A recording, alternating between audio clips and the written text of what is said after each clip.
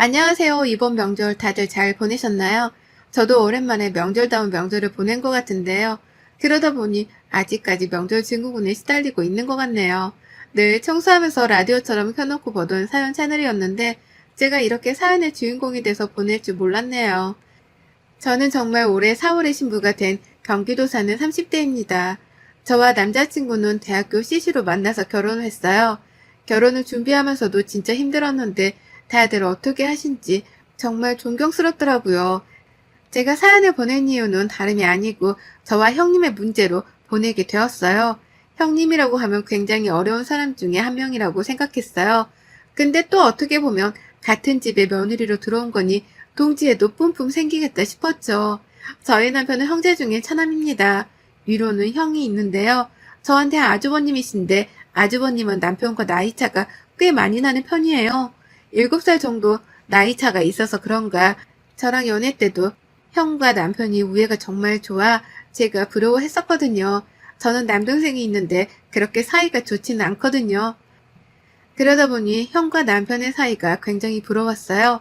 그러다 저희가 결혼하기 전 한 2년 전쯤에 아주버님이 먼저 결혼하시고 저희가 2년 후에 했거든요. 근데 제가 성격이 굉장히 활발하고 그러다 보니까 누구랑도 잘 지내려고 하는 편이거든요. 다들 그렇잖아요.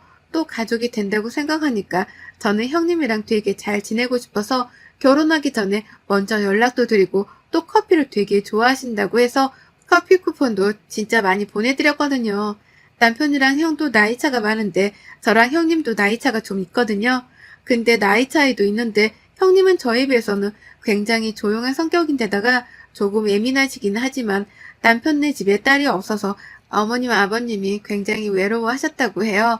근데 형님이 들어와서부터는 어머님 아버님을 정말 잘 챙겨드린다고 남편이 늘 고마운 분이 형수님이라고 자랑을 엄청 했었습니다. 그리고 저희는 순탄하게 결혼했어요.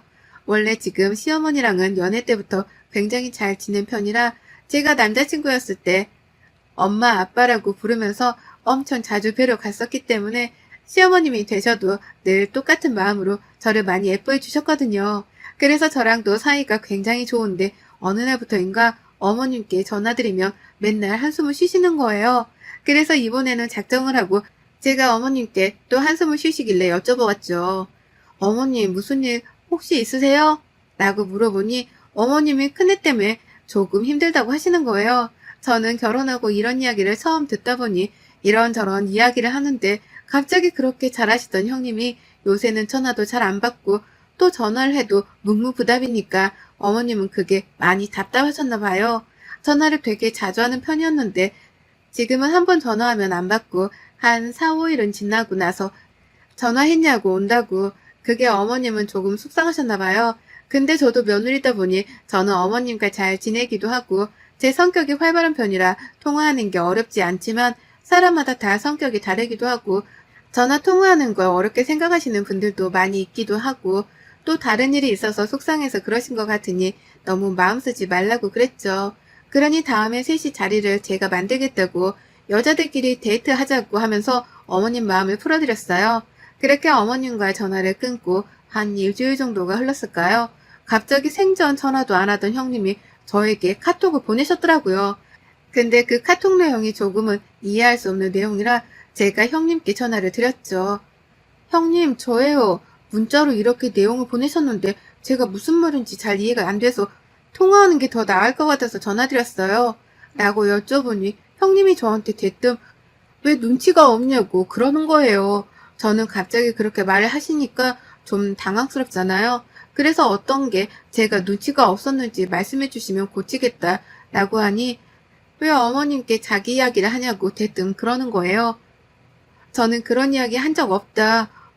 어머님이 형님과 통화가 잘 되지 않아 속상하시다고 하길래 제가 형님 편에 서서 사람마다 다 전화통화를 좋아하는 건 아니니까 어머님이 이해해 주시면 어떠냐고 오히려 그렇게 말씀을 드렸다. 오해하시는 것 같은데 그런 말뜻이 아니었다 라고 말했죠. 그랬더니 왜 어머님이랑 저랑 둘이 뒤에서 자기 이야기를 하냐고 또 막 따지는 겁니다. 이대로는 말이 안 통할 것 같아 우선은 알겠다. 그런 게 아니었는데 그렇게 느끼셨으면 죄송하다 이러고 통화를 끝냈어요. 저는 가운데서 괜히 중간에 껴서 어머님이 뭐라고 하셨길래 형님이 저러시나 싶어서 저도 괜히 기분이 안 좋아했는데 그날 저녁 남편이 형이랑 통화를 했는지 들어와서 저보고 엄마랑 이제 형수님 이야기하지 마. 형수님 성격 어떤지 알잖아. 예민한 거. 이러는데 정말 황당하잖아요. 저도 좀 화가 나서 남편한테 오히려 화내면서 말했죠. 그런 적도 없고 어머님이 형님한테 속상하신 게 많아서 내가 오히려 어머님께 이해해 주시는 게 어떠냐고 그랬다. 근데 왜 형님도 나한테 전화 와서 그러느냐. 내가 무슨 이야기를 했다고 진짜 황당하더라고요. 그래서 알고 봤더니 어머님은 그냥 작은 애랑 이야기하다 보니 너 이야기가 나와서 우리 여자끼리 한번 뭉쳐서 놀러가면 어떠겠냐고 하신 이야기를 형님은 자기 뒷담화를 한 줄 생각하고 아주버님한테 엄청 울면서 이야기했다고 하는 거예요. 그 일로 아주버님은 어머님께 앞으로 와이프한테 전화하지 말라고 하고요. 근데 참 사람이 말이 어다르고 아다르지만 어떻게 저렇게 받아들일 수 있는지 이해가 되지 않았지만 사람이 성격이 다 틀리니까 또 윗사람이니까 저도 이해하고 넘어가려고 했어요. 그러다 명절에 일이 터진 거예요. 저는 결혼하고 처음 맞는 명절이다 보니 좀 잘해드리고 싶었어요. 그래서 명절 전부터 소고기에 과일에 용돈에 준비해서 명절 전날에 시댁으로 넘어갔죠. 남편네 집은 큰 집이라 제사를 크게 지내기 때문에 그 전날에 가서 자고 다음날까지 막 친척들이 오신다고 해서 남편이 되게 걱정했거든요. 근데 저는 원래 북적북적한 것도 좋아하고 하다 보니까 상관없다고 나는 명절 그 다음날 집에 가도 되니까 눈치 보지 말라고 결혼하기 전에 이런 이야기를 다 합의가 된 상태였어요. 그렇게 명절 전날에 바리바리 싸들고 시댁으로 향해서 어머니 음식하는 걸 도와드리고 있는데 형님이 오셨더라고요. 좀 어색하긴 했지만 그래도 최대한 밝게 인사하려고 저는 먼저 형님 오셨냐고 말을 건넸고 형님은 이러면서 눈길을 피하시더라고요. 어색하게 인사하고 함께 전도 붙이고 음식도 만드는데 형님은 정말 말을 단 한마디도 안 하시더라고요. 그래서 저도 따로 막 말을 걸진 않았어요. 그렇게 어색한 시간들이 흐르고 어머님 아버님이랑 남편이랑 아주버님은 잠깐 친척네 음식 가져다 주고 오신다고 하셔서 저랑 형님만 집에 둘이 남아있었는데요. 다른 가족들이 다 나가고 나니까 갑자기 형님이 하고 있던 음식을 휙 던지더니 방으로 들어가더라고요. 아니 너무 황당하잖아요. 그래서 뭐가 나한테 기분이 나쁜가 싶어서 그냥 묵묵히 다시 뒷정리를 하고 있는데 한 15분이 흘러도 20분이 흘러도 나오질 않는 거예요. 그래서 쭈뼛쭈뼛 문을 열고 형님에게 무슨 일이 있으시냐고 그냥 들어가시길래 금방 나오실 줄 알아서 기다렸는데 안 나오시길래 어디 아프시냐고 물어봤죠. 그랬더니 나는 아까 많이 했잖아. 동서가 좀 해. 내가 이런 것까지 해야겠어? 내가 동서보다 윗사람인데 그냥 시키면 좀 해. 물어보지 말고. 딱 이렇게 말을 하는 거예요. 어안이 벙벙했지만 거기서 따질 수도 없고 해서 그냥 뒷정리 제가 혼자 다 하고 저도 남편 방으로 들어가서 좀 쉬고 있었어요. 근데 깜빡 잠이 들어서 소리가 나 거실로 나가보니 형님이 부엌에서 아까 제가 다 정리했던 그릇들을 꺼내서 다시 다 닦고 있는 거예요. 너무 황당해서 제가 형님한테 제가 아까 그거 몇 번씩 닦아서 넣어놓은 건데 왜 다시 하시냐고 물어보니까 동서가 들어가서 잠들었길래 내가 한 건데 무슨 말을 하는 거냐고 그러는 거예요. 그것도 가족들 앞에서요. 어머님은 작은 애가 많이 피곤했나 보다 라고 하고 남편도 많이 피곤했냐고 그러는데 제가 분명히 다 닦아서 올려두고 들어가서 깜빡 졸은 건데 내가 한 거를 자기가 했다고 하니 정말 황당하잖아요. 도대체 왜 저러나 싶어서 억울해하고 있는데 저보고 자기가 저녁할 테니 들어가서 쉬고 있으라고 하는데 저랑 아까 있었을 때랑 180도 달라진 모습이었어요. 너무 억울했지만 그냥 시댁에서 예쁨 받고 싶어서 저러시나 보다 하고 착한 내가 넘어가자 하면서 화를 참았죠. 근데 그 뒤로도 가족들 앞에서는 저한테 잘해주는 척하고 자기가 다 일하는 척 하다가 가족들이 잠깐 자리라도 비우면 일하던 거 딱 멈추고 다리 꼬고 그 자리에서 핸드폰 하거나 아예 일을 안 해요. 그러다 또 어머님이나 아버님 나오시면 다시 일하는 척 하고요. 속으로 진짜 형님 만만한 분이 아니구나 생각하고 있었는데 명절만 지나면 또 자주 보는 것도 아니니까 내가 참자. 그렇게 참을 일을 3번을 그리고 있었을 때 저랑 남편이 가지고 온 소고기를 보고 갑자기 이러는 거예요. 동서, 그거 고기 혹시 당근마켓에서 사온 거 아니야? 라고요. 너무 황당해서. 형님, 무슨 말씀이세요? 고기를 어떻게 당근마켓에서 사와요? 이거 남편이랑 저랑 백화점 가서 미리 사서 받은 거예요.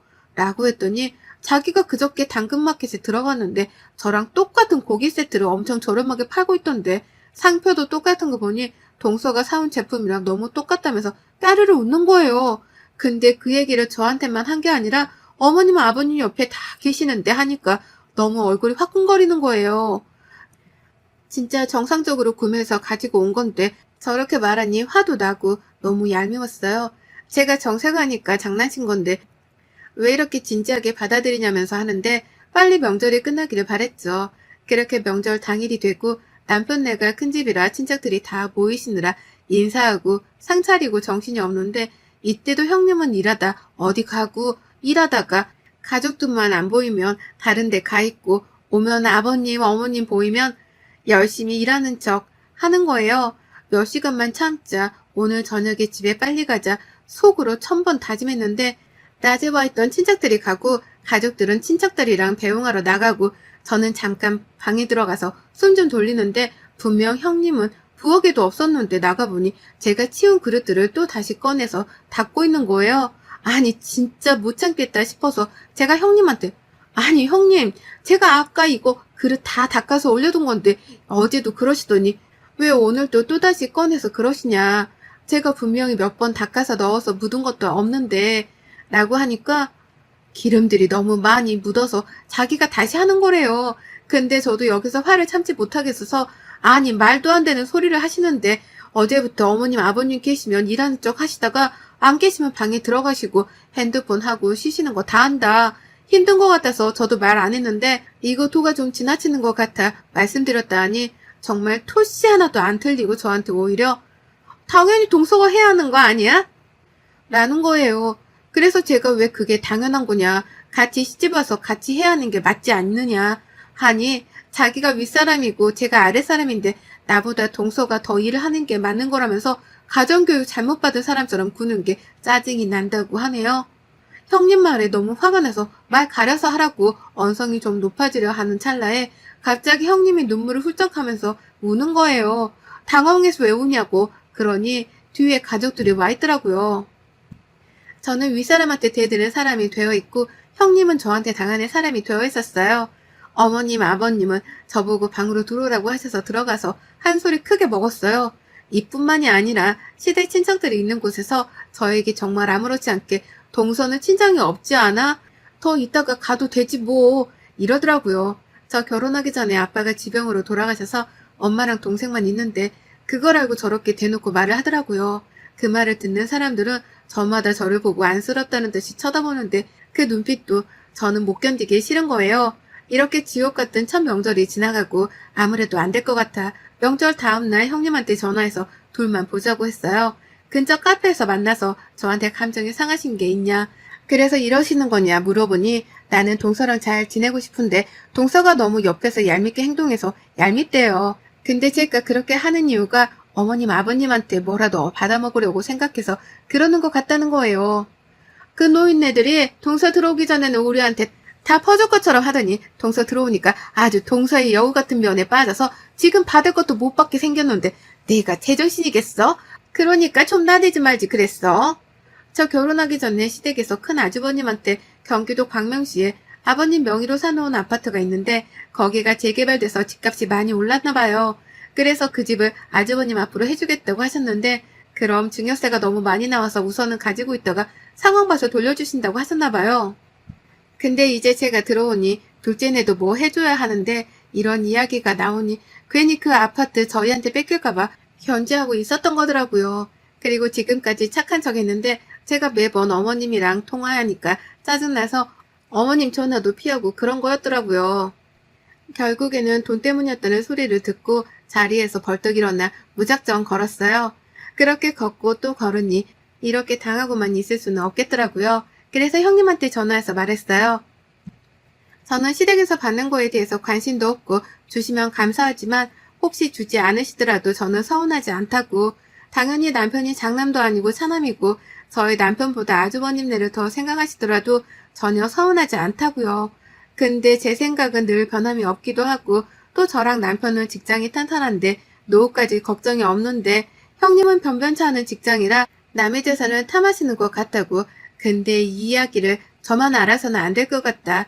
모든 가족들이 알아야 형님의 실체를 알지 않겠냐고 하니 그 말이 끝나자마자 그렇게 조용하고 조근조근 말했던 형님이 소리를 고래고래 지르시는데 귀청이 떨어지는 줄 알았어요. 더 이상 말이 통하지 않을 것 같아 우선 차단부터 하고 제 나름대로 이 일을 해결할 플랜을 세웠어요. 가장 먼저 아까 만났던 형님이랑은 사실 몰래 동영상으로 촬영을 해놨고요. 그렇게 디데이를 앞둔 날 형님에게 카톡을 보냈죠. 시댁으로 오시라고요. 자기도 제발이 저렸는지 시댁에 갔더니 먼저 기다리고 있더라고요. 그랬더니 정말 뻔뻔하게도 아니 동서 무슨 일이야? 동서가 가장 아랫사람인데 우리가 이렇게 기다려서 되겠어? 정말 아무 일도 아니면 정말 각오해. 이런 말들을 주저리 늘어놓더라고요. 그리고 거실 탁자에 커다랗게 둘러앉아 이야기를 시작했어요. 먼저 어머님 아버님께 저와 남편 상황들을 모두 다 이야기했고 저나 남편은 지금 다니는 직장이 탄탄해서 노후 준비도 잘 되어 있고 아빠가 돌아가시면서 저랑 제 동생 앞으로 집 하나씩은 해두셨기 때문에 거기에서 월세도 지금 받고 있다. 때문에 어머님 아버님한테 도움받을 생각도 없다. 말씀드렸죠. 물론 당연히 주신다면야 너무 감사하게 받겠지만 주시지 않더라도 서운하지 않고 또 남편이 차남이기 때문에 당연히 장남인 아주버님이 저희보다 더 받으면 받아야 된다고 생각하는 사람이라고요. 근데도 형님은 욕심이 많은 것 같다. 정말 욕심이 없는 분이라고 생각했지만 상상 이상으로 심하시더라. 남편 에게 들어보니 어렵게 자라와서 그런 건지 거지 근성이 있으시더라. 그런지 생각도 저랑 너무 다르시다고 어머님 아버님의 도움을 많이 받고 싶어 하시니까 제가 감히 말씀드려보자면 저희 말고 형님네를 도와드렸으면 좋겠다 라고 했죠. 어머님 아버님은 이게 무슨 말이냐 하고 형님은 나는 모르쇠로 나가길래 TV에 형님과 저의 만남이 찍힌 영상을 틀어드렸어요. 아주버님은 많이 놀라신 것 같고 어머님이랑 아버님은 한숨만 쉬시더라고요. 남편도 많이 놀랐더라고요. 형님은 울고불고 동의 없이 찍는 건 불법 촬영이라고 신고해야겠다고 길길이 날뛰시길래 신고하셔라. 그럼 뭐 조사받고 벌금 물겠다 라고 했죠. 근데 지금까지 저에게 했던 행동들은 다 뭐였냐. 저에게 말씀하시기로 저희한테 지금 혹시라도 뭐라도 떨어질까 조마조마해서 저를 괴롭히지 않으셨냐. 사람으로서 그런 마음 먹는 게 정말 맞는 건지 잘 모르겠다 하니 형님은 막 계속 어머님 아버님을 붙잡으면서 저 영상은 다 조작된 거다. 속지 마셔라. 동서 아주 여우 같은 기집애다. 이러면서 울고불고 하시는데 보다 못해 아주버님이 데리고 나가시더라고요. 저도 죄송하다 말씀드리고 집에 와서 남편이랑 소주 한잔 했습니다. 소주 한잔 하고 있는데 아주버님이 저희 집으로 오셨더라고요. 정말 미안하다고요. 욕심이 많은 사람인 것도 알고 있었지만 우리 부모님 돈까지 저렇게 생각하는 사람인 줄 몰랐다고요. 친정이 어려워 형님이 제대로 사랑을 못 받고 자라서 굉장히 불쌍한 사람이라고 생각해 자기가 더 아껴주고 싶어서 참아왔는데 이렇게 속물일 줄 몰랐다고요. 아주버님은 형님 같은 속물이랑 못 살겠다고 이혼하겠다고 선언하시더라고요. 그렇게 저한테 사과를 하고 며칠 뒤 어머님 아버님은 그래도 이혼은 안 된다 하시는 것 같아요. 형님은 아주버님한테 비는 것 같고요. 아주버님은 짐을 싸서 우선 근처 오피스텔을 얻어서 나갔다고 하시네요. 이렇게 저의 첫 명절은 다신 생각하기도 싫은 날이 될 것 같아요. 저의 이런 행동이 모두에게 상처가 되었겠지만 형님의 실체를 모르고 지나간다는 건 더 아니라는 생각이 터뜨렸네요. 여러분들도 화병 나지 않게 터뜨리고 사세요. 눈에는 눈, 이에는 이를 보여줘야 한다고 생각합니다. 그 뒤로 형님 소식을 잠깐 덧붙이자면 형님과 아주버님은 깔끔하게 이혼을 하셨어요. 우선 아주버님이 형님이 뒤에서 이런 이야기들을 하는 것들을 못 참겠다고 하시더라고요. 이외에도 형님의 카톡에 친구들에게 시댁욕을 어마어마하게 한 게 들통나서 그 욕에 정말 입에도 담을 수 없는 내용이 있었나 봐요. 그래서 아주버님이 이 내용을 보고 이혼을 결심하게 되었다고 나중에 아주버님이 말씀해 주시더라고요. 앞에서는 착한 척하고 뒤에서는 그렇게 뒷담화를 했으니 자업자득이라고 생각해요. 뿌린 대로 거둔다는 말이 딱 여기에서 오는 것 같다는 생각을 또 한 번 하게 되네요. 여러분의 생각은 댓글로 남겨주세요. 오늘도 시청해 주셔서 정말 감사합니다.